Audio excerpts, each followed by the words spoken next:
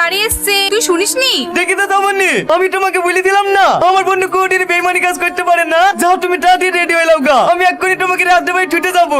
বাবু, একটা সত্যি কথা বলতো, তুই কি শ্রাবণীকে ভালোবেসে ফেলেছিস? আমি কেন শ্রাবণীকে ভালোবাসতে যাবো? শ্রাবণী তো রিয়াজকে ভালোবাসে। এই দেখো আমি চলে এসেছি, চলো। মা, আমি চলে যাচ্ছি। হ্যাঁ মধু, যাও ওর কাছে কি তুমি অনেক সুখী হয়েও। রিয়াজ তাড়াতাড়ি বেরিয়ে আয়, দেখ কাকে নিয়ে এসছি।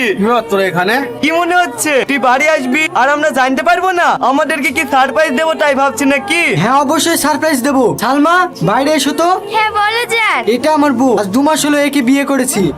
চুপ কর জানুন, তোর লেগে আমি জেল কেটেছি, বাবার সাথে সম্পর্ক নষ্ট করেছি, আর তুমি আমাকে ছেড়ে অন্য মেয়েকে বিয়ে করলে কি করে? তোর ধারণা ভুল, আমি ভালোবেসেছিলাম তোকে না, তোর টাকাকে। তোর বাপ যখন তোকে তেজ্য পুত্র করেছে, আমি তোকে বিয়ে করে আমার জীবনটা নষ্ট করবো নাকি? তাই তোকে ছেড়ে আমি বড় লোক মেয়েকে বিয়ে করেছি।